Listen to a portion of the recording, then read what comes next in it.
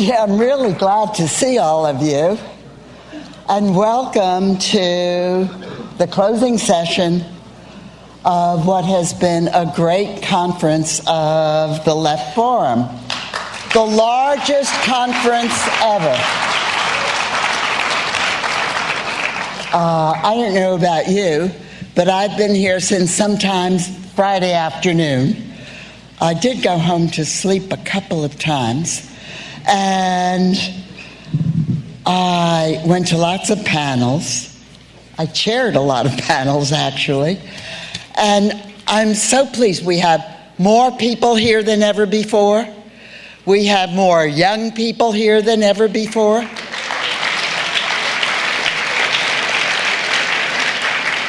We have lots of undergrads. We have high school students. We have lots of people who work in the communities.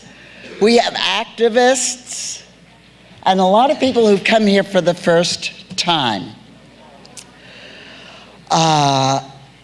Tonight, I'm going to talk a little bit first, but just a little bit. And then, you won't believe this, but we're going to have Karl Marx here for real. Karl Marx is going to come out and perform for us. And then we're going to hear from Arundhati Roy. Can you imagine?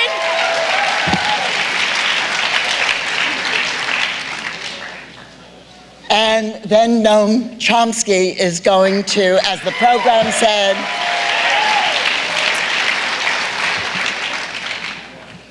we, all of us, are dedicating this evening to a great, grand man who was our comrade, who died in January, Howard Zinn.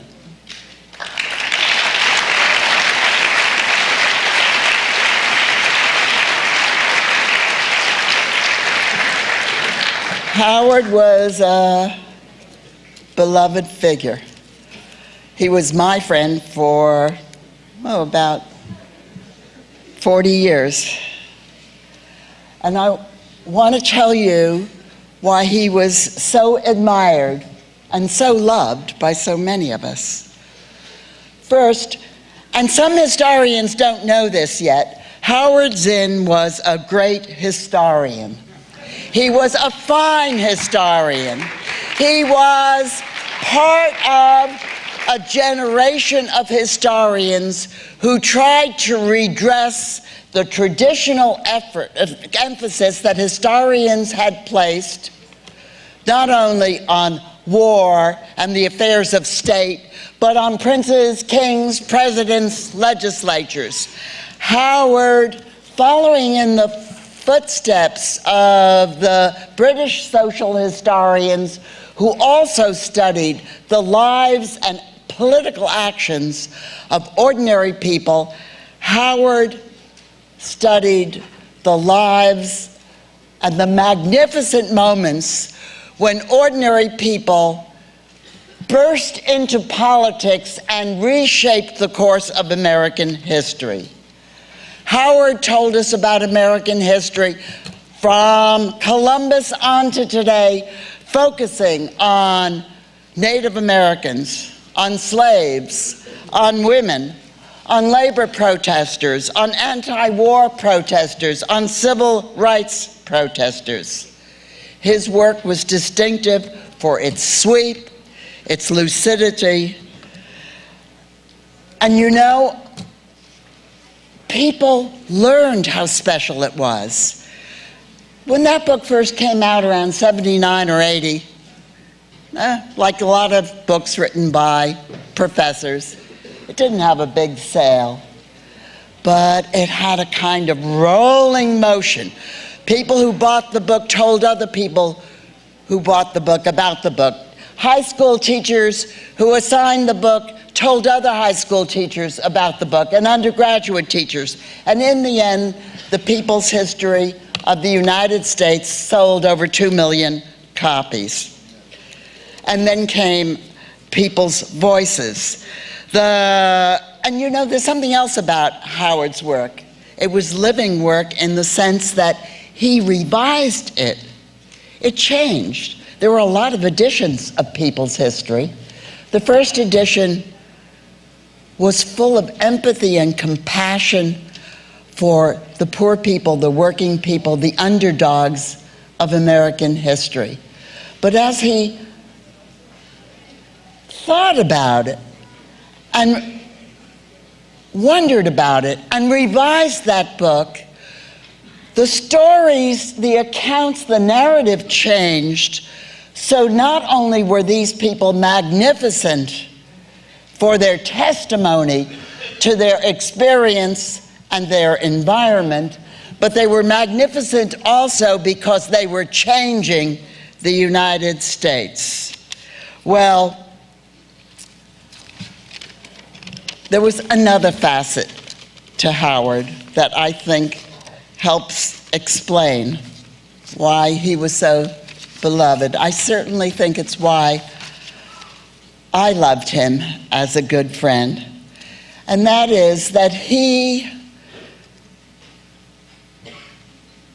didn't make a big fuss about his politics. He didn't say, "Look at me. Look at how courageous I am. Look at how hard I work. Look at the risks I take." He never said that. He did work hard. He did have courage. He did take risks, paid costs, but he was not a martyr. And you know why he was not a martyr?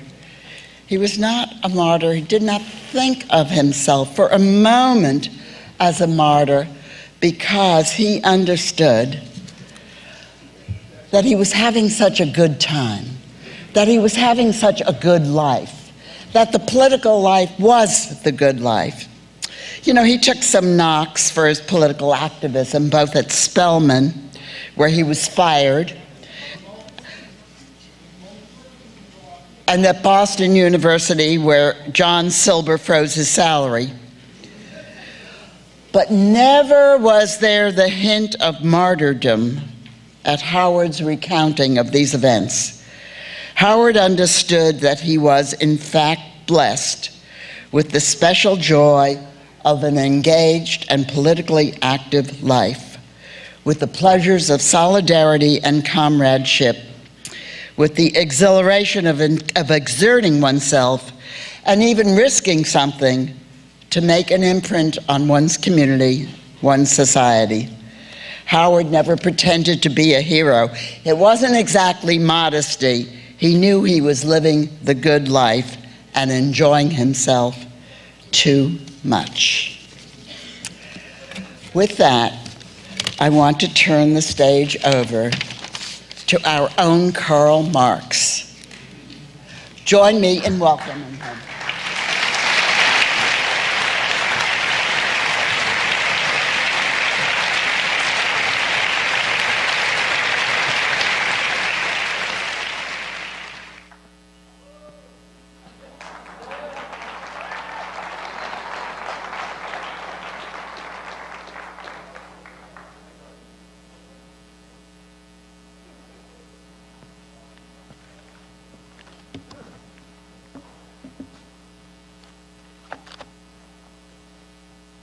Thank God. An audience. Good of you to come. You weren't put off by all those people who said Marx is dead. Well, I am. And I'm not. That's dialectics for you. You might be wondering how I got here. Public transportation. I didn't want to return here. I wanted to return to Soho. That's where I lived in London. But a bureaucratic mix-up. And here I am. Soho, New York. Well, I always wanted to visit New York. Why have I returned? To clear my name. I've been reading your newspapers. They're all declaring that my ideas are dead. It's nothing new. These clowns have been saying this for over 160 years. Don't you wonder, why is it necessary to declare me dead again and again? Well, I've had it up to here. I asked for the right to come back for a short while. But I told you, there are rules. It's a bureaucracy. It is permitted to read, even to watch, not to travel. I protested, of course, and had some support. Socrates told them the untraveled life is not worth living. Gandhi fasted. Mother Jones threatened to picket. Buddha chanted, "Oh." Mark Twain even came to my defense in his own strange way. And the others kept quiet. My God, at this point, what if they got to lose?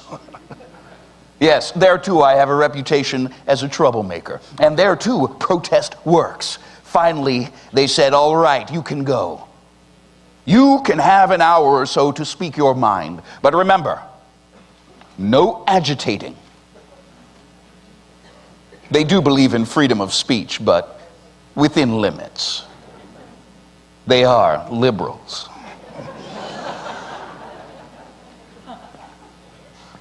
So you can spread the word. Marx is back. But understand one thing. I am not a Marxist.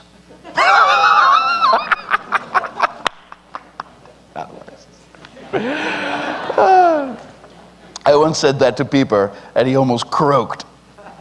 I should tell you about Pieper. We were living in London at the time, Jenny and I, and the little ones, 2 dogs, 3 cats, 2 birds, hardly living, a little flat on Dean Street, right near where they dumped the city sewage. We were in London because I had been expelled from the continent, expelled from the Rhineland, yes, from my birthplace. I had done dangerous things. I was the editor of a newspaper, Die Rheinische Zeitung. Hardly revolutionary, although I suppose the most revolutionary act one can engage in is to tell the truth. You see, the police were arresting poor people for gathering firewood from the estates of the rich. I wrote an editorial protesting that. They decided to censor our newspaper. I wrote an editorial declaring there was no freedom of the press in Germany. They decided to prove me right. And they shut us down. Isn't that the way it is? You know, then we became radical. Our final issue of Zeitung had a huge headline in red ink, "Revolt." That annoyed the authorities. They ordered me out of the Rhineland. So we went to Paris. Where else do exiles go? Where else can you stay up all night and drink wine and tell lies about how revolutionary you were in the old country? Yes, if you're going to be in exile, be one in Paris. Paris was our honeymoon. Jenny found a tiny flat in the Latin Quarter. Heavenly months. Heavenly months. But soon, the word was out. From the German police to the Paris police. Seems the police develop an internationalist consciousness long before the workers. So we went to Belgium, expelled again, and then we came to London, where political refugees come from all over the world. The British are admirable for their tolerance and insufferable for their boasting about it.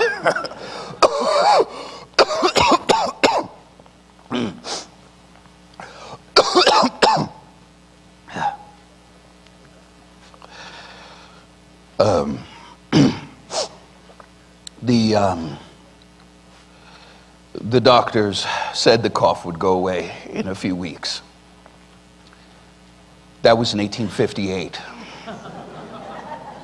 So anyway, I was telling you about Pieper. You see, in London, the political refugees from the world marched in and out of our house. Pieper was one of them. He was a flatterer, a sycophant. He buzzed around me like a hornet.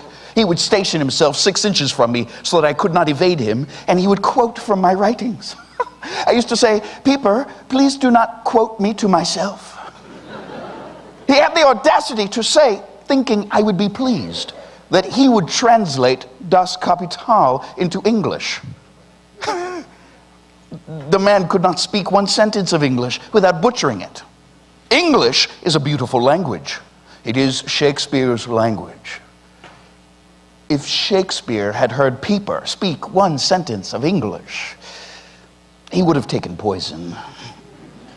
Jenny felt sorry for him. She used to like to invite him to our family dinners. One evening, he came over and he announced the formation of the Marxist Society of London. A Marxist society, I asked. What's that? He said, we meet every week to discuss another of your writings. We read aloud and examine sentence by sentence. That's why we call ourselves Marxists. We believe completely and wholeheartedly in everything you've ever written. Completely and wholeheartedly, I asked. Yes, and we would be honored, Herr Dr. Marx. He always called me Mr. Dr. Marx. I don't know. If you would address the next meeting of the Marxist Society. I cannot do that. Why not? Because I am not a Marxist. I didn't mind his bad English. Mine wasn't always so perfect. It was his way of thinking. He was an embarrassment. A satellite encircling my words, reflecting them to the world, but distorting them, and then defending the distortions like a fanatic, denouncing anyone who interpreted them differently. I used to say to Jenny, do you know what I fear most? She would say that the workers' revolution will never come. But I said, no. The revolution will come, but when it does, it will be taken over by men like Pieper. Flatterers when out of power, bullies and braggarts when holding power, dogmatists.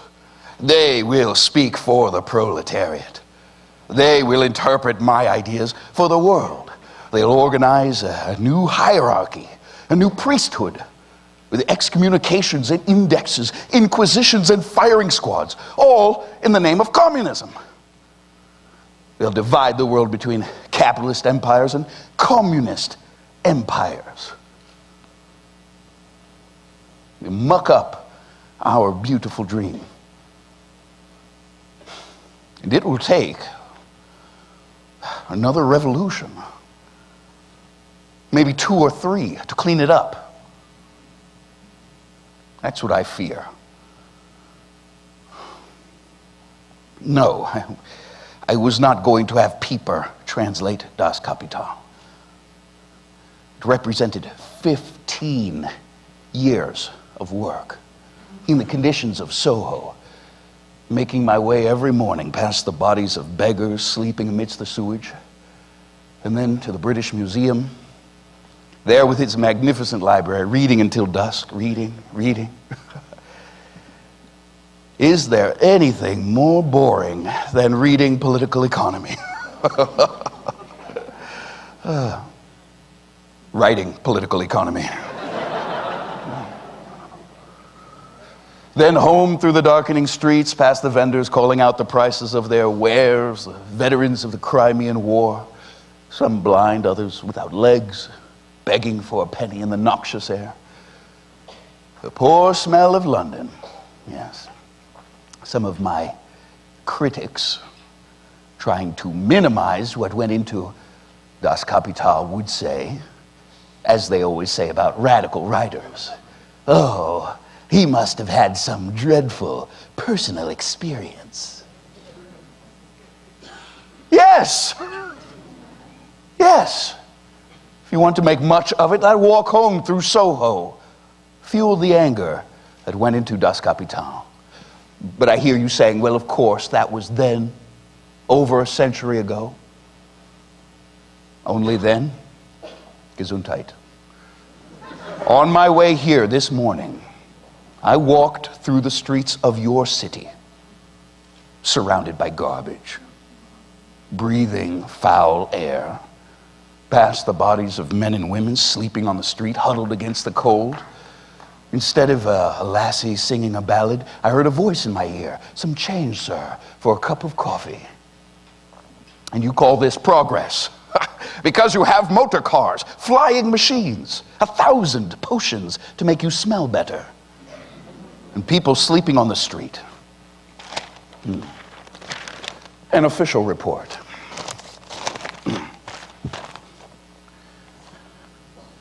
Last year, the United States gross domestic product, yes, gross, it was $7,000 billion. Whew.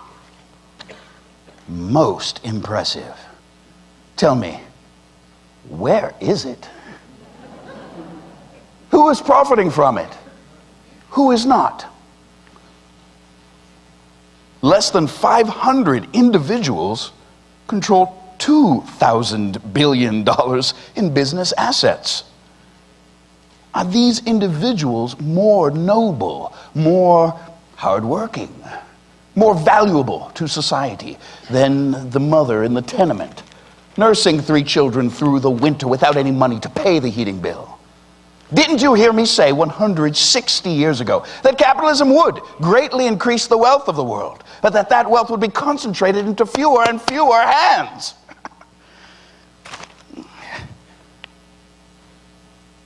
Goldman Sachs. I'll say no more.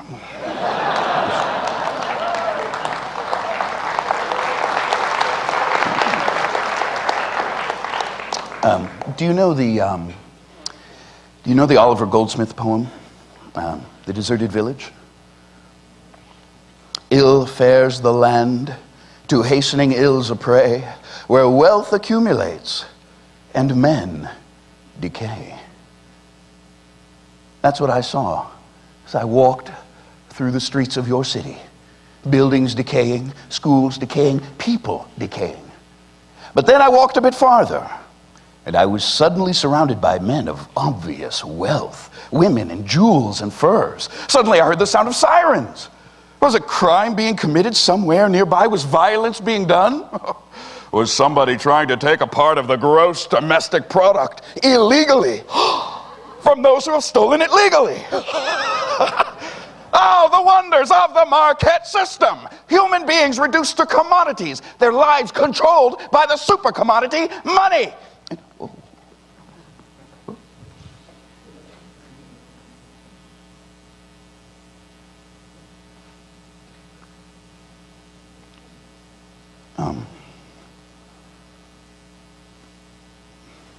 The committee doesn't like that.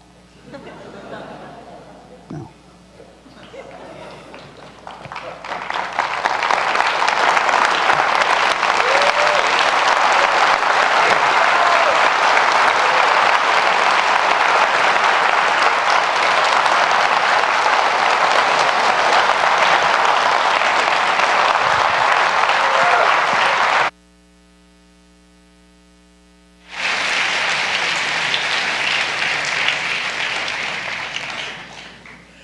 Not Karl Marx, but Brian Jones. Let's give him another hand.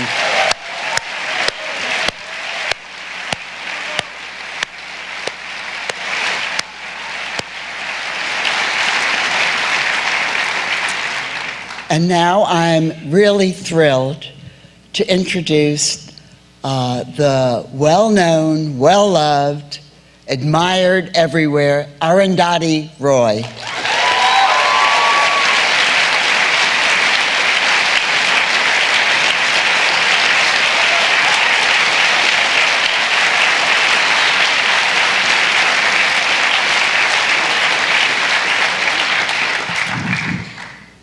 Thank you for that. I actually wasn't really prepared to speak for long here, but I wanted to come and say that I loved Howard too, a great deal. And so did a lot of people far away in that other fake democracy called India. So when Howard died, it made so many people in so many parts of the world so sad. And really those were parts of solidarity which are subcutaneous. You know, even I was surprised at how many people knew him and knew his work. So the last time I spoke to him, it was just a few weeks before he died, and I said, Howard, I just wanted to tell you that I still have a crush on you. And he said, Look, Arundhati, I take that sort of thing very seriously. But he died like a poet. He died swimming. Who could ask for more?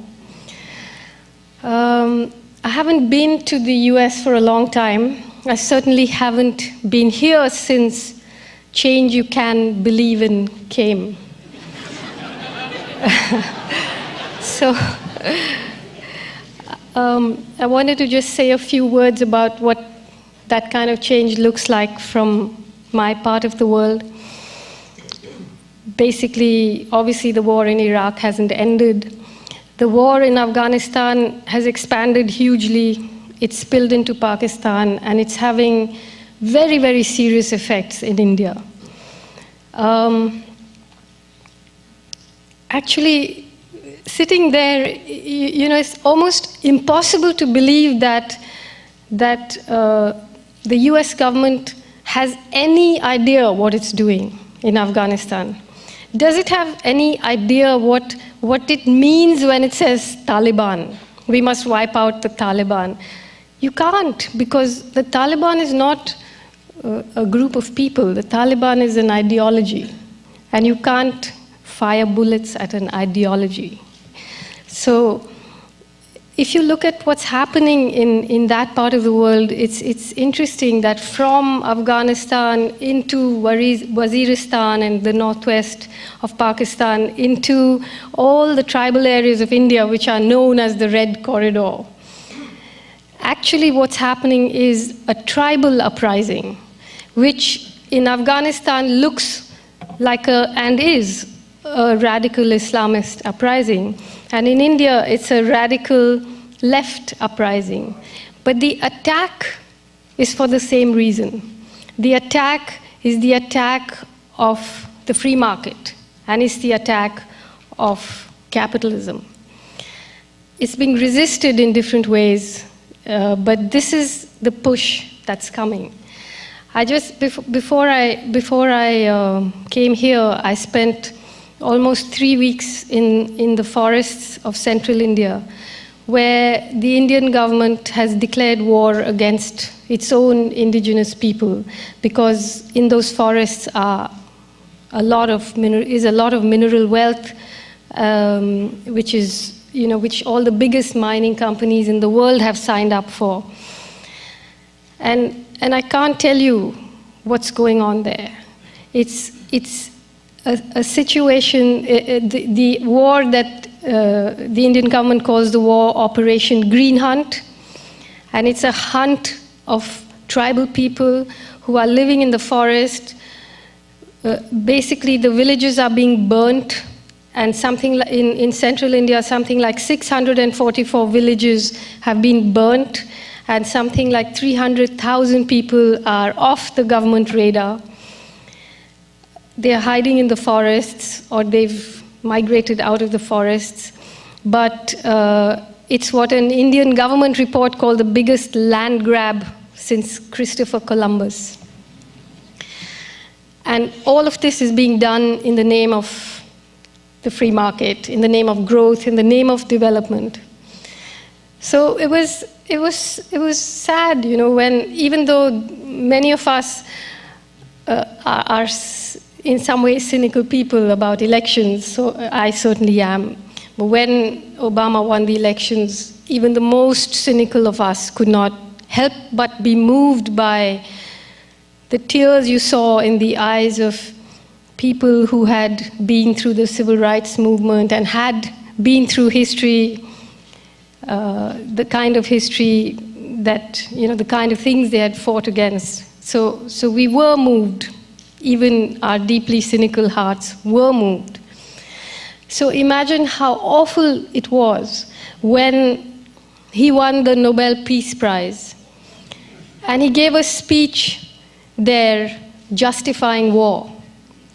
And those same tears of those old black people were cut and pasted into the eyes of the most powerful people sitting in that Swedish academy, applauding him for justifying their war.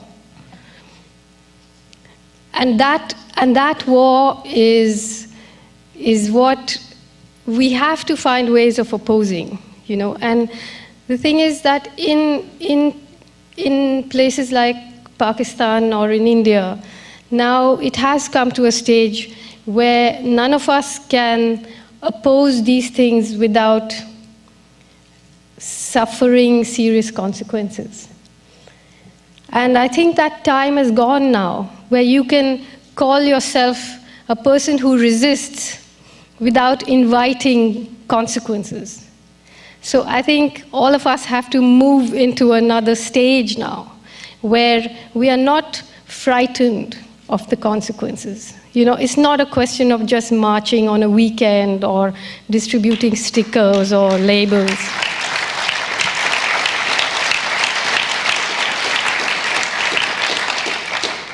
Because it really has come, I mean, we are really in a time where we have to dismantle this system. Somehow we have to dismantle it. And that can only happen when we lose the fear of consequences. In India, every day people are being killed. Every day it's happening that even organizations like the civil liberties organizations and the democratic rights organizations are now being called fronts for the Maoist parties. But the battle is on in those places. You know, the battle is on very seriously, and I hope that somehow it spreads to make international links, because today the biggest scam in the world is democracy. You know, the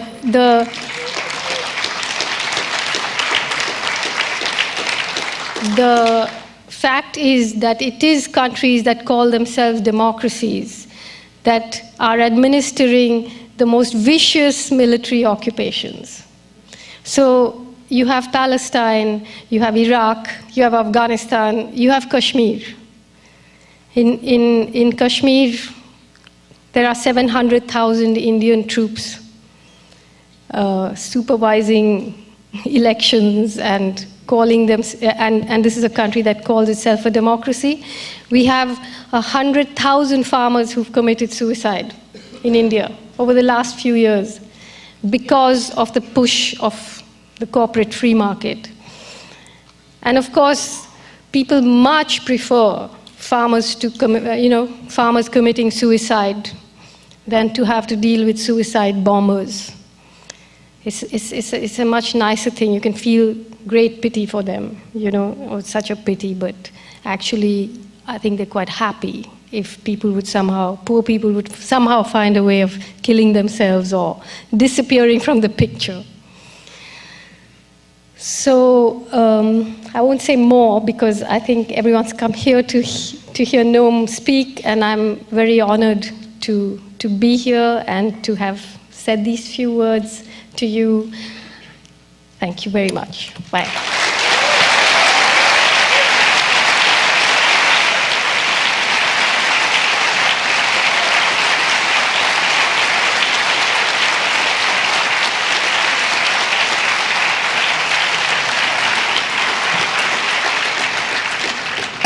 After the plenary, Arundhati will be in the foyer, ready to sign her books. There will be other books available for sale as well.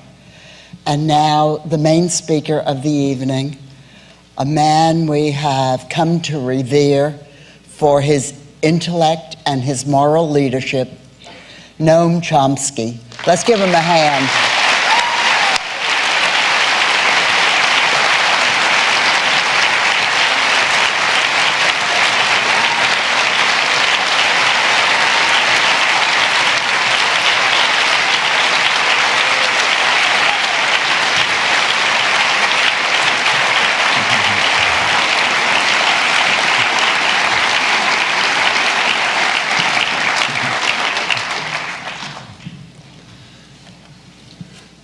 One month ago, Joseph Andrew Stack crashed his small plane into an office building in Austin, Texas, hitting an IRS office, committing suicide. He left a manifesto explaining his actions.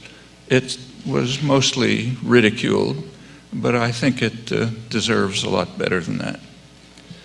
Stack's manifesto traces the life history that led him to this final desperate act.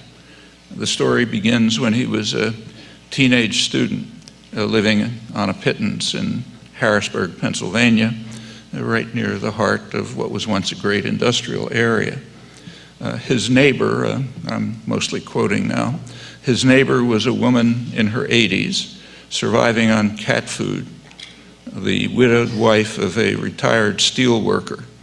Her husband had worked all his life in the steel mills of central Pennsylvania, with promises from big business and the union that for the 30 years of his service, he would have a pension and medical care to look forward to in his retirement. Instead, he was one of the thousands who got nothing because the incompetent mill management and corrupt union, not to mention the government, raided the pension funds and stole their retirement. All she had was Social Security to live on. And Stack could have added that there are concerted and continuing efforts by the super rich and their political allies to take even that away on spurious grounds.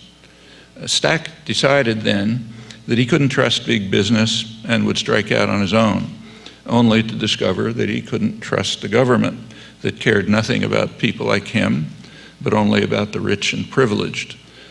And he couldn't trust a legal system which, in his words, in which there are two interpretations for every law, one for the very rich and one for the rest of us. A government that leaves us with the joke we call the American medical system, including the drug and insurance companies that are murdering tens of thousands of people a year, with care rationed by wealth, not need, all in a social order in which a handful of thugs and plunderers can commit unthinkable atrocities, and when it's time for their gravy train to crash under the weight of their gluttony and overwhelming stupidity, the force of the full federal government has no difficulty coming to their aid within days, if not hours, and much more, which I won't repeat.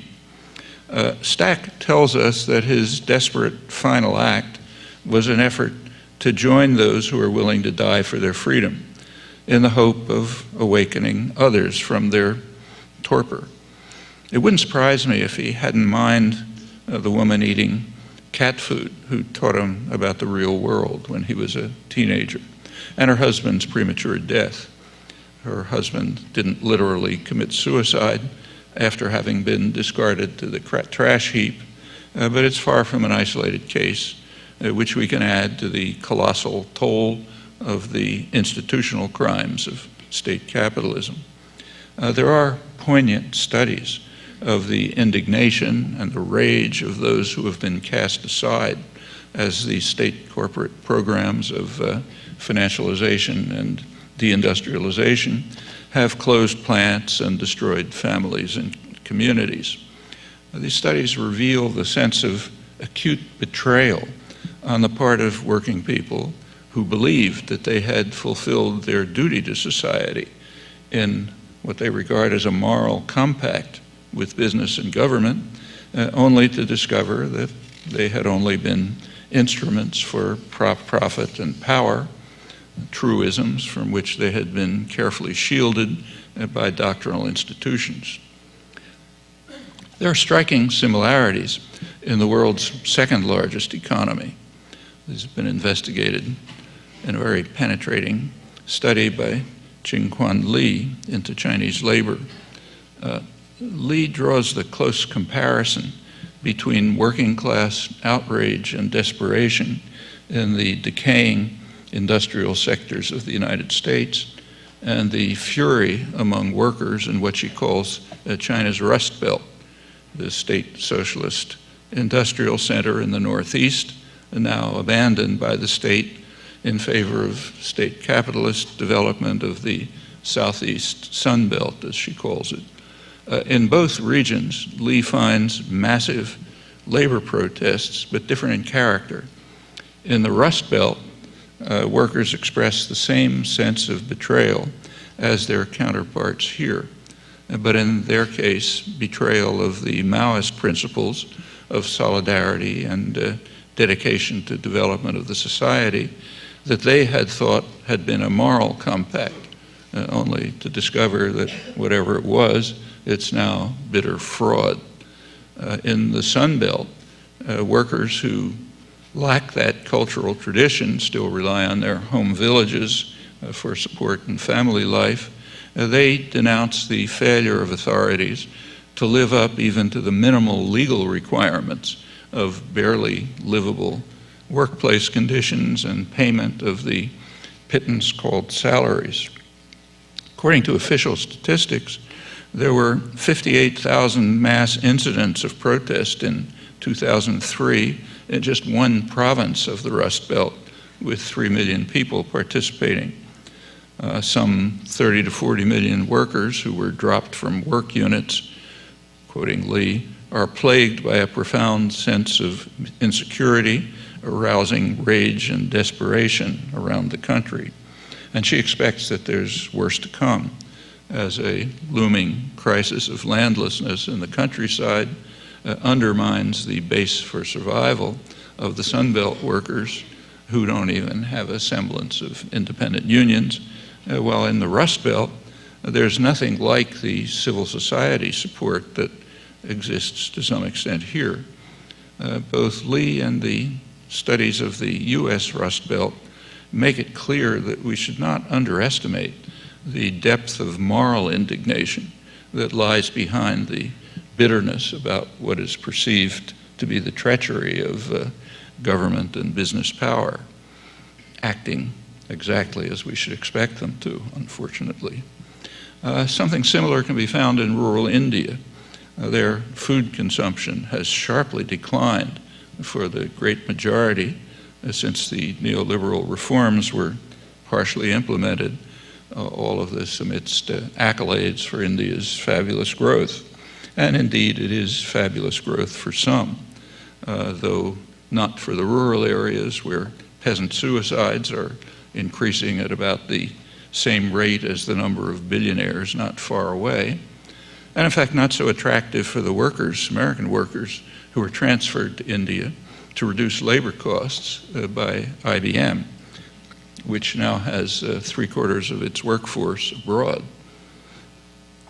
Business Week calls IBM the quintessential American company, which is quite appropriate. It became the global giant in computing thanks to the unwitting munificence of the US taxpayer, who also substantially funded the whole IT revolution on which IBM relies, along with most of the rest of the high-tech economy, mostly on the pretext that the Russians are coming. Now, IBM is paying them back.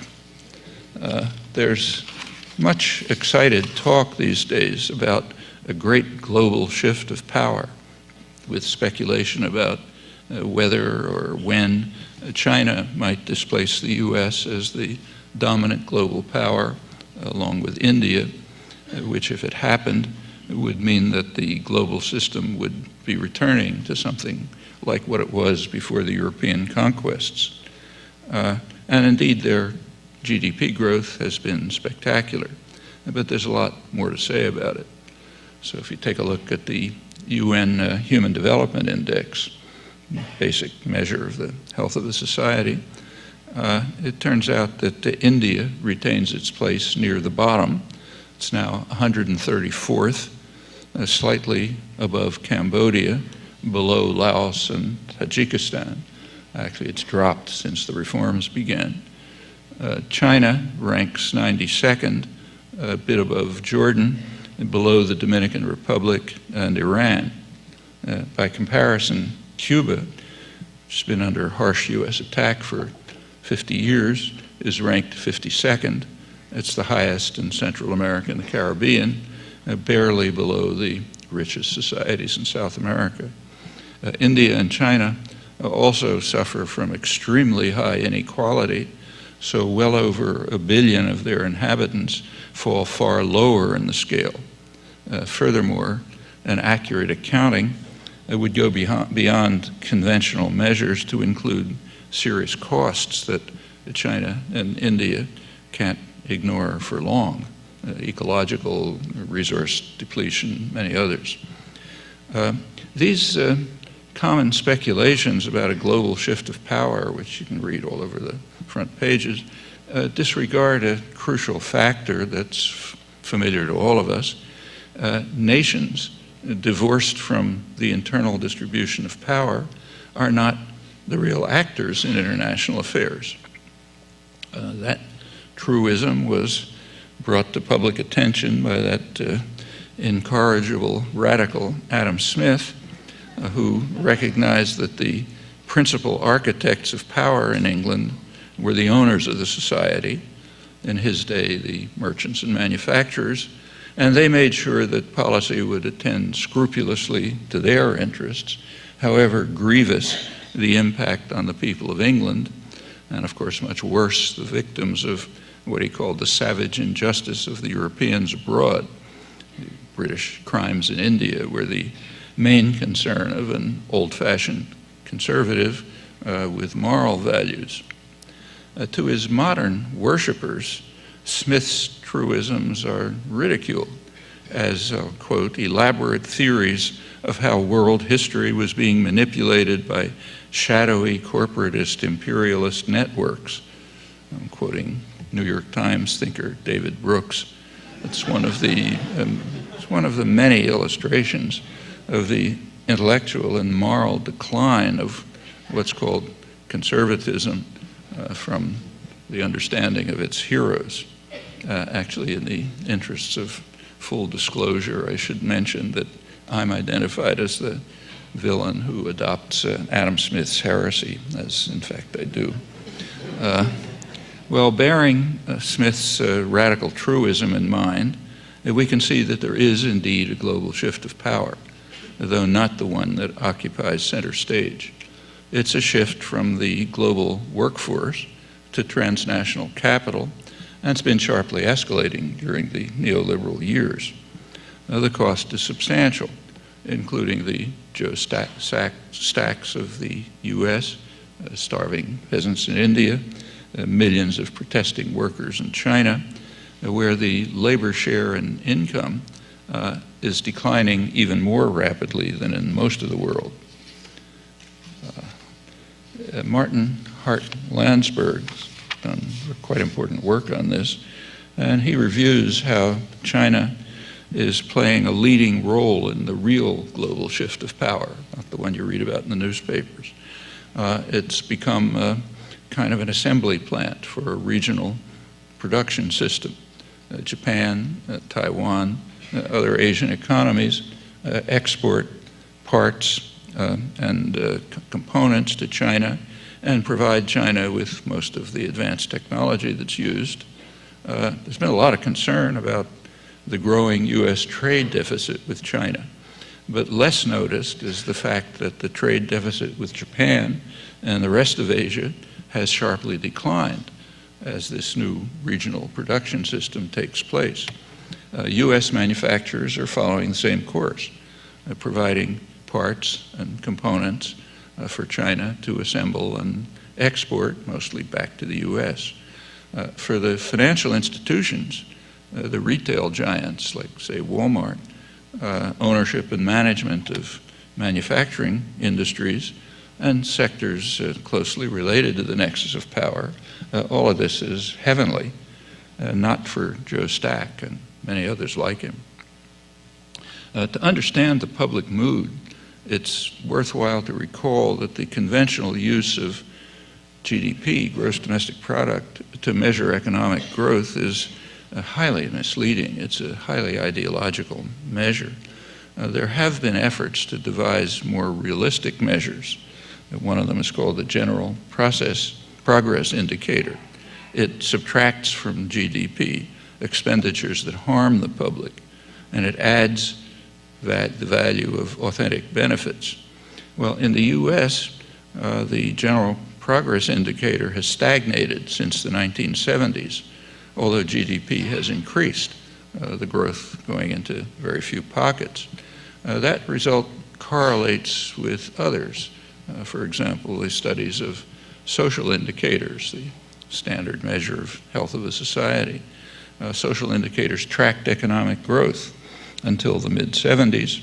Then they began to decline, and they reached the level of 1960 by the year 2000. It's the latest figures available.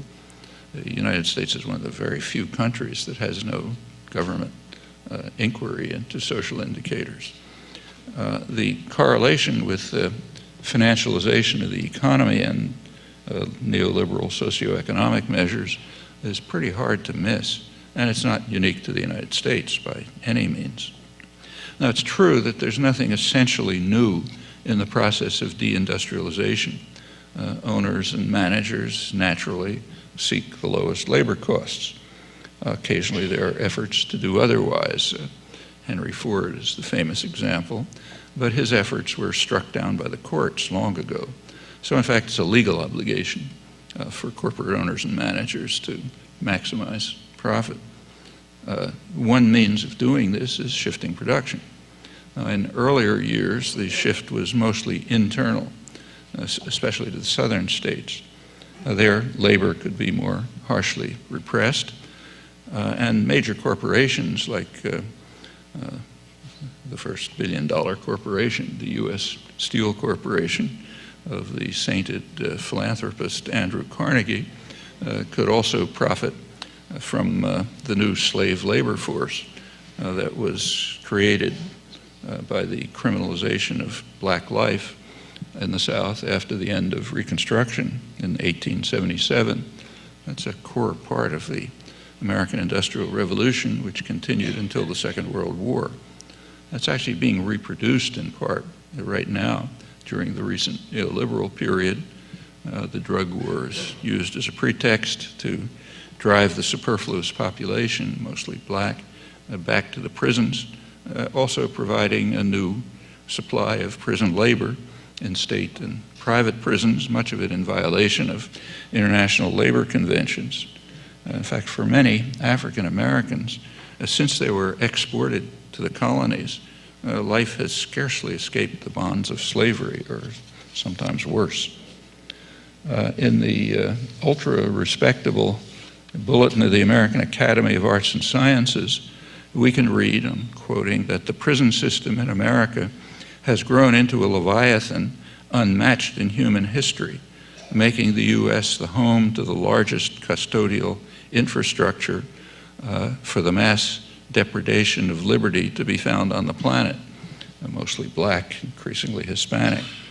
That's a product of the past 30 years, the neoliberal years, as is the fact that the United States, quoting again, leads the world not only in incarceration rates, but in executive compensation. I'm quoting a Harvard Business School professor who points out that this correlation, this is increasingly recognized to be linked, as is the fact that the United States is lagging far behind much of the world, particularly China, but also Europe, in developing green technologies. Well, it's easy to ridicule the ways in which Joe Stack and others like him articulate their concerns, which are very genuine and real. But it's far more appropriate to understand what lies behind their perceptions and actions, and particularly to ask ourselves why the radical imagination is failing to offer them a constructive path, while the center is very visibly not holding. And those who have real grievances are indeed being mobilized, but mobilized in ways that pose no slight danger to themselves and to the rest of us and to the world. Joe Stack's manifesto ends with two evocative sentences, which I'll read. The communist creed, from each according to his ability to each according to his need. The capitalist creed, from each according to his gullibility to each according to his greed. Stack minces no words about the capitalist creed. We can only speculate about what he meant by the communist creed that he counterposed to it.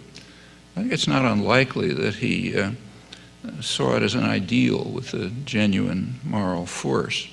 If that's so, it wouldn't be very surprising. Some of you may be old enough to recall a poll taken in 1976, the year of the bicentennial, in which people were given a list of statements and asked which ones they thought were in the Constitution. Well, at that time, no one had a clue what was in the Constitution. So the answer in the Constitution presumably meant so obviously correct that it must be in the Constitution. One statement that received a solid majority was Joe Stack's Communist Creed. Well, I qualified that comment with the phrase, "at that time." Today, a segment of the population memorizes and worships the Constitution, at least the words, if not the meaning. There was a Tea Party convention a week ago which produced a catechism for candidates. One requirement is that they must agree to scrap the tax code and replace it with one no longer than 4,543 words long. That's to match the length of the Constitution, unamended. Only some amendments share this holy status. One of them, the second, under the recent interpretation by the reactionaries of the Supreme Court. The First Amendment is suspect because of what it might be taken to imply about separation of church and state. According to the current version of conservatism, the U.S. is to be a Christian state, kind of like the Islamic Republic of Iran or the Jewish state of Israel. In that connection, incidentally, Golda Meir is listed in the Catechism as required learning for children, but no Hispanics. Well, along with normal racism, that reflects the very curious amalgam of extreme anti-Semitism and support for Israel among right-wing religious sectors. And such matters should not be lightly dismissed when we try to look ahead. Encouraging this anti-tax extremism that you see in the Tea Party movement is not as immediately suicidal as Joe Stack's desperate action, but it's suicidal nonetheless, for reasons that I don't have to elaborate. What's happening right now in California is a dramatic illustration. Right there, maybe one of the richest parts of the world, the world's greatest public education system is being systematically dismantled. And the Governor Schwarzenegger, says he'll have to eliminate state health and welfare programs unless the federal government forks over some $7 billion. And other governors are joining in. At the same time, a very powerful states' rights movement is taking shape, demanding that the federal government not intrude into our affairs. That's a nice illustration of what Orwell called doublethink, the ability to hold two contradictory ideas in mind while believing both of them. It's just practically a motto for the times. California's plight results in large part from anti-tax fanaticism, and that extends over much of the country. Well, encouraging anti-tax sentiment has long been a staple of the business propaganda that dominates the doctrinal system. So people must be indoctrinated to hate and fear the government for very good reasons. Of the existing power systems, the government is the only one that in principle, and sometimes in fact, is answerable to the public and can impose some constraints on the depredations of private power. The corollary to getting government off our back is groaning beneath the even greater weight of unaccountable private tyranny. So-called libertarians don't seem to see that that's what they're calling for. But business anti-government propaganda has to be nuanced. Business, of course, favors a very powerful state, which serves Adam Smith's principal architects, the owners of the society today, not merchants and manufacturers, but multinationals and financial institutions. Now, constructing this internally contradictory propaganda message is no easy task.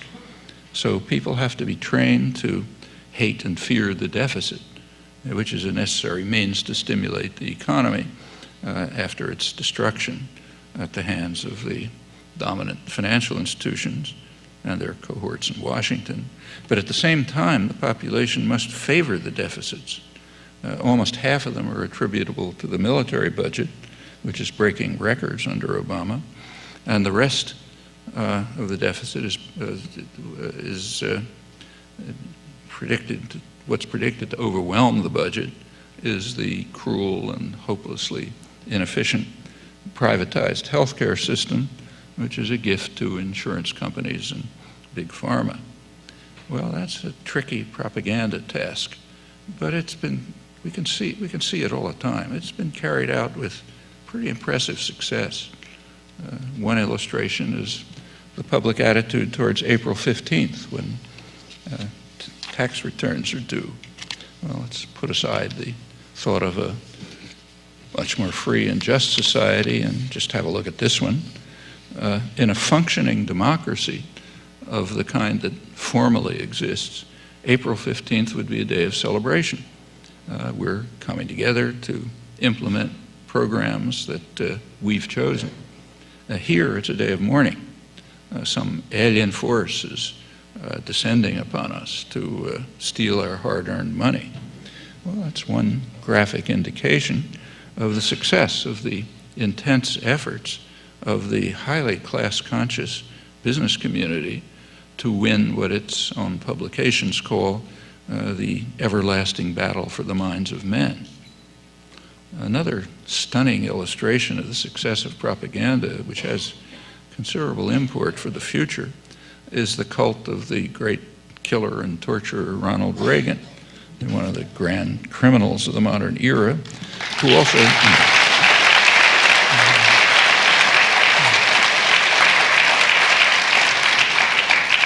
he also had an unerring instinct for favoring the most brutal terrorists and murderers around the world, from Zia-ul-Haq and Gulbuddin Hekmatyar and what's now called AFPAC, to the most dedicated killers in Central America, to the South African racists who killed an estimated 1.5 million people in the Reagan years, and had to be supported because they were under attack by Mandela's African National Congress, one of the more notorious terrorist groups in the world, the Reaganites determined in 1988, and on with remarkable consistency. His grisly record was quickly expunged in favor of mythic constructions that would have impressed Kim Il-sung. Among other feats, he was anointed as the apostle of free markets, while raising protectionist barriers more than probably all other post-war presidents combined, and implementing massive government intervention in the economy. He was a great exponent of law and order, while he informed the business world that labor laws would not be enforced, so that illegal firing of union organizers tripled under his supervision. His hatred of working people was exceeded perhaps only by his contempt for the rich black women driving their limousines to collect their welfare checks. Well, there should be no need to continue with the record, but the outcome tells us quite a lot about the intellectual and moral culture in which we live. For President Obama, this monstrous creature was a transformative figure.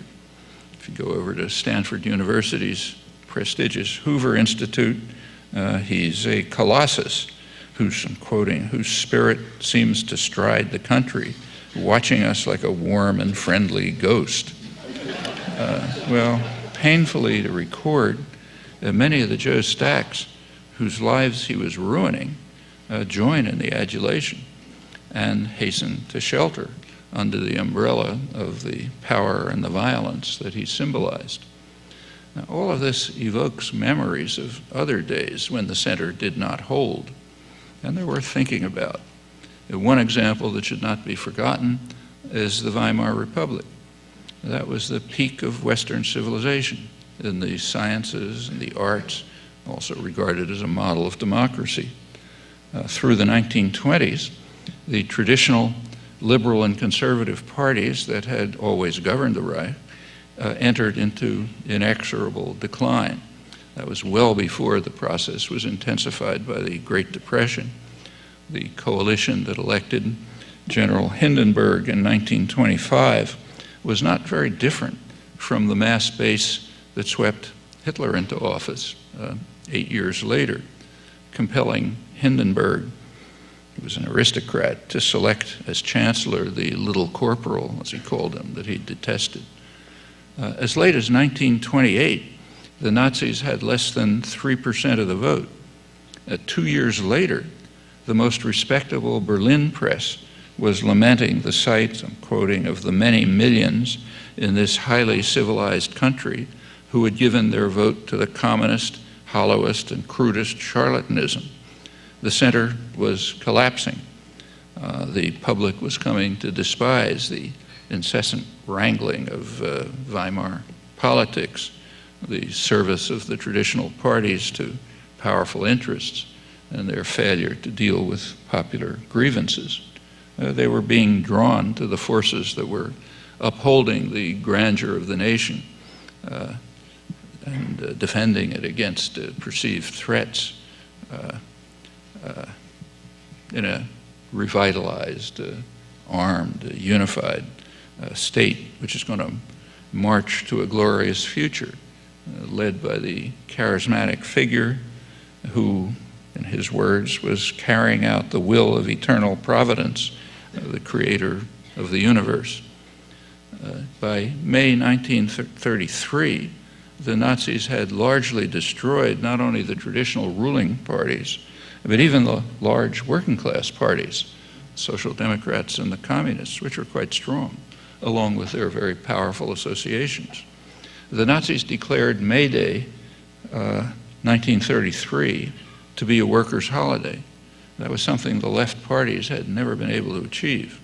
In fact, many working people took part in the enormous patriotic demonstrations, more than 1 million people in what was called Red Berlin. They were joining farmers, artisans, shopkeepers, paramilitary forces, Christian organizations, athletic and riflery clubs, and the rest of the coalition that was taking shape as the center collapsed. By the onset of the war, perhaps 90% of Germans were marching with the brown shirts. Well, the world's too complex for history to repeat, but there are nevertheless lessons to keep in mind, and even memories. I'm just old enough to remember those chilling and ominous days of Germany's descent from decency to Nazi barbarism. I was quoting the distinguished scholar of German history, Fritz Stern, who tells us that he has the future of the United States in mind when he reviews what he calls a historic process in which resentment against a disenchanted secular world found deliverance in the ecstatic escape of unreason. If that sounds familiar, it is. This is one possible outcome of collapse of the center when the radical imagination, which in fact was quite powerful at that time and nonetheless fell short. Well, the popular mood today here is complex in ways that are both hopeful and troubling.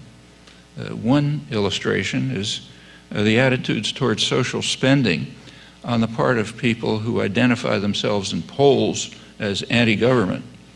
It's a recent scholarly study which is kind of illuminating. It finds that by large majorities, they support, I'm quoting it, they support maintaining or expanding spending on Social Security, child care, and aid to poor people, and other social welfare measures, though support falls off significantly when it comes to aid to blacks and welfare recipients. Half of these anti-government extremists believe that spending is too little on assistance to the poor. In the population as a whole, majorities, in most cases substantial majorities, feel the government is spending too little to improve and protect the nation's health, and on Social Security, drug addiction, child care programs, and so on. Though again, there's an exception on aid for welfare and welfare recipients and blacks. That's probably a tribute to Reaganite thuggery, I suppose. Well, these results give some indication of what might be achieved by commitments that are even far short of the radical imagination, and also of some of the impediments that are going to have to be overcome for these and much more far-reaching purposes. The Massachusetts election last January, which undermined majority rule in the Senate, that gives some further insight into what can happen when the center does not hold, and those who believe in even limited measures of reform fail to reach the population. And the elections, as you know, were to fill the seat of the Senate's so-called liberal lion, Ted Kennedy. In that election, Scott Brown ran as the 41st vote against health care, which Kennedy had fought for throughout his political life. A majority, it turned out, opposed Obama's proposals, but primarily because they gave away too much to the insurance industry. And much the same is true nationally if you look at the polls on which the headlines are based. One interesting feature was the voting pattern among union members. It's Obama's natural constituency, you'd think. Most of them didn't bother to vote, but of those who did, a majority chose Brown. And union leaders and activists explained why. They said workers are angered at Obama's record generally, but particularly incensed over his stand on health care. One of them reported he didn't insist on a public option or a strong employer mandate to provide insurance. It was hard not to notice that the only issue on which he took a firm stand was taxing benefits for the health care that had been won by union struggles, retracting his campaign pledge. There was a massive infusion of funds from financial executives in the final days of the campaign. Now, that's one part of a broader phenomenon which reveals dramatically why Joe Stack and others have every reason to be disgusted at the farce that they were taught to honor as democracy. Obama's primary constituency all along was financial institutions. Their power has increased enormously. Their share of corporate profits rose from a few percent in the 1970s to almost a third today. They preferred Obama to McCain, and they largely bought the election for him. And they expected to be rewarded, and they were. Don't have to go through the details. But a few months ago, responding to the rising anger of the Joe Stacks, Obama began to criticize the greedy bankers who'd been rescued by the public, and he even proposed some measures to constrain their excesses. Punishment for this deviation was swift. The major banks immediately announced very prominently, front page of the New York Times, that they would shift funding to Republicans if Obama persisted with his offensive rhetoric. And Obama heard the message. Within days, he informed the business press that bankers are fine guys, in his words, singling out the chairs of the two biggest banks, two biggest crooks, J.P. Morgan Chase and Goldman Sachs. They got specific praise. And he assured the business world that, quoting him, "I, like most of the American people, don't begrudge people success or wealth, such as the huge bonuses and profits that are infuriating the public. That's part of the free market system," Obama continued, not inaccurately as free markets are interpreted in state capitalist doctrine. His retreat, however, was not in time to curb the flow of cash that gained the 41st seat. Well, in fairness, we should concede that the greedy bankers had a point. Their task is to maximize profit and market share. In fact, as I mentioned, that's their legal obligation. If they don't do it, they'll be replaced by somebody who will. These are institutional facts, as are the inherent market inefficiencies that require them to ignore what's called systemic risk. Know full well that that's likely to tank the economy, but such externalities, as they're called, are not their business. It's also unfair to accuse them of irrational exuberance. It's Alan Greenspan's phrase in his extremely brief departure from orthodoxy during the tech boom of the 90s. Their exuberance was not at all irrational. It was quite rational, in the knowledge that when it all collapses, they can flee to the shelter of the nanny state, clutching their copies of Hayek and Friedman and Ayn Rand. The same is true of the Chamber of Commerce, the American Petroleum Institute, and the rest of the business leaders who are running a huge propaganda campaign now to convince the public to dismiss concerns about anthropogenic global warming, and with great success. There's been a sharp decline in people who take it seriously. Those who believe in this liberal hoax, as it's called, have declined to about a third of the population. The executives who are dedicating themselves to this task know perfectly well that the hoax is very real and the prospects very grim, but they're fulfilling their institutional role. If they don't do it, somebody else will replace them who will. The fate of the species is another externality that they must ignore insofar as market systems prevail. So you can't criticize them. Returning, let's go back to the very instructive Massachusetts election. Turns out that the major factor in Brown's victory was voting patterns.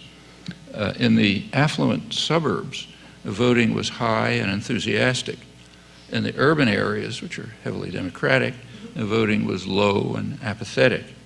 So the headlines were right to report that voters were sending Obama a message. The message was very clear. From the rich, the message was, we want even more than what you're doing for us. And from the rest, the message was Joe Stack's. In his words, the politicians are not in the least bit interested in me or in anything I have to say, though they're very much interested in the voices of the masters. Well, there was no doubt some impact of the populist image that was crafted by the PR machine. You know, Scott Brown, this is my truck, regular guy, all that stuff. But that appears to have been a secondary role. The popular anger is very real, and it's entirely understandable. With the banks thriving, thanks not only to the bailouts, but to all sorts of other benefits that they're getting from the nanny state, while the population remains in deep recession. Even official unemployment is at 10%, actual much higher. And in manufacturing industry, official unemployment is at the level of the Great Depression, 1 out of 6 unemployed. And very few prospects for recovering the kinds of jobs that are lost as the economy is being reshaped in the manner that with the global shift of power that I described. Well, national polls reveal much the same phenomenon. The latest one I've seen was just a couple of days ago, Wall Street Journal. It shows what they call a 21% enthusiasm gap between the parties, with 67% of Republicans saying they're very interested in the coming November elections, as compared with 46% of Democrats. There's also a major shift from the norm. There's a 10-point margin by which registered voters say they believe that Republicans are better at dealing with the economy.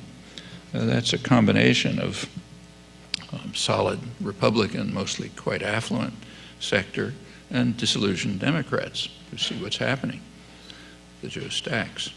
Half of Americans would like to see every member of Congress defeated in the election, including their own representative. A very remarkable picture of it's a remarkable picture of how the center is not holding, and it evokes memories, which we shouldn't forget, some of which I mentioned. The public conception of democracy is almost as negative as the aspirations of the business world. Of course, they hate democracy, naturally, but they're now lobbying very fiercely. One of their highest objectives is to ensure that even shareholders should have no say in choice of managers, let alone what are called stakeholders, workers in the community. That's out of the question. But to quote the Wall Street Journal, some liberals are seeking to find a fair position that straddles the divide between companies and shareholders. That's a very interesting phrase. The divide between companies and the people who own the companies, the shareholders. But they're right. They're recognizing the decision of the courts a century ago that the corporation should be identified with the management. The shareholders are irrelevant, just like the rest of the public. Well, it's true that there was a federal stimulus, and even though it was much too small, it did have an effect. It's estimated to have saved about 2 million jobs, according to the Congressional Budget Office. But the perception of the Joe Stacks that it was a bust has a basis. Over a third of government spending is by states, and the decline in state spending approximated the federal stimulus. So the aggregate fiscal expenditure stimulus was flat. There was no stimulus. That's according to a recent study by the National Bureau of Economic Research, the standard source of economic information. Well, the center's clearly not holding, and those who are harmed are once again shooting themselves in the foot. The immediate consequence in Massachusetts was to provide another vote to block the appointment of a pro-union voice at the National Labor Relations Board, which has been virtually defunct since Reagan's successful war against working people. Well, that's what can be expected in the absence of constructive alternatives. Well, are there constructive alternatives? Take a look at the industrial heartland in Ohio, where General Motors, among others, continues to close plants. There's one of the few journalists in the United States who pays any attention to labor issues, Louis Uchitel of the New York Times. He reported recently from the scene of one recently closed plant. He writes that President Obama never sought to reopen the factory, even after the federal government became controlling shareholder in GM during the auto bailout, so they could do what they wanted. What Obama has done instead is to try to ease some of the pain by sending an ambassador as a salve for the community's wounds, offering hope, you remember that, and aid. The aid is suggestions which can't be implemented. And meanwhile, there's another ambassador who he doesn't mention, the Secretary of Transportation, Roy LaHood, and that other ambassador is in Spain. He's offering federal stimulus money to Spanish firms to produce the high-speed rail facilities that the U.S. badly needs, and that could surely be produced by the highly skilled workforce that's reduced to penury in Ohio while Obama shuts down the factories. That's Joe Stack's experience in Harrisburg again.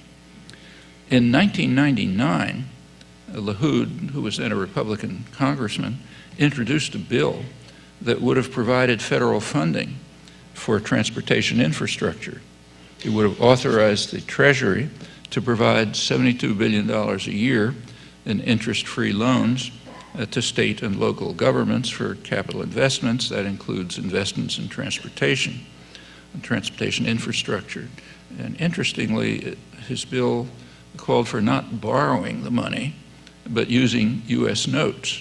That's much as Abraham Lincoln did to finance the Civil War and as FDR did during the Great Depression. Well, that was 1999. Today, LaHood is using federal stimulus money to obtain contracts in Spain for the same purpose. It's another sign of how the center has been disappearing in recent years, past 30 years. Well, the radical imagination should suggest an answer. The factory in question and many others could be taken over by the workforce with the support of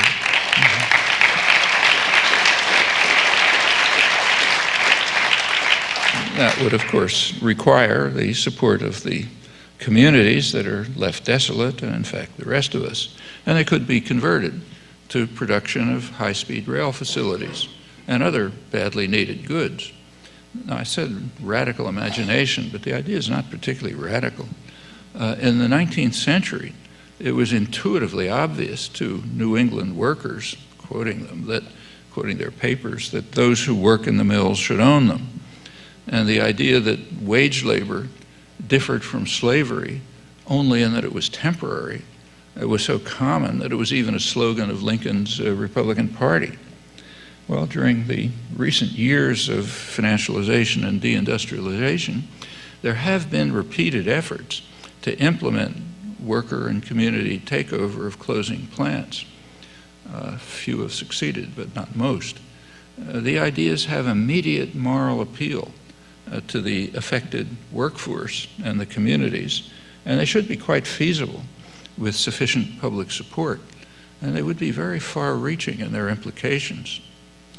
Well, for the radical imagination to be rekindled and to lead the way out of this desert, what is needed is people who will work to sweep away the mists of carefully contrived delusion, reveal the stark reality, and also to be directly engaged in popular struggles that they sometimes help galvanize. So what is needed, in short, is the late Howard Zinn. Terrible loss.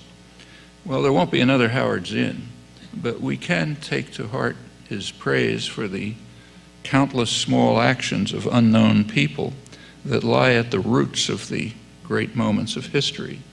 The countless Joe Stacks who are destroying themselves and maybe the world when they could be leading the way to a better future. Thanks.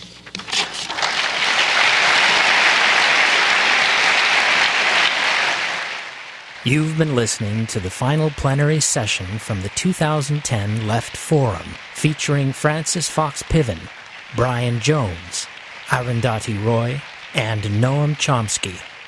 To find out more about the Left Forum, please visit the Left Forum website at leftforum.org. This program was produced by PDX Justice Media Productions of Portland, Oregon. To find out more about our work and to access our growing library of free on-demand streaming video and audio programs, please visit our website at pdxjustice.org. And write to us with your questions and comments at pdxjustice@riseup.net. We'd love to hear from you.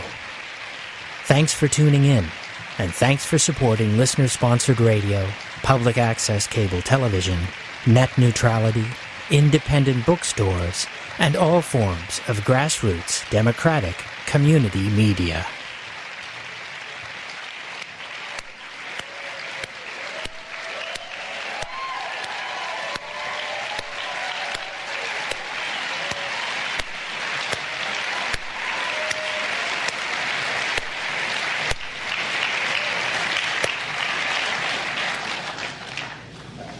That brings this year's Left Forum Conference to a close.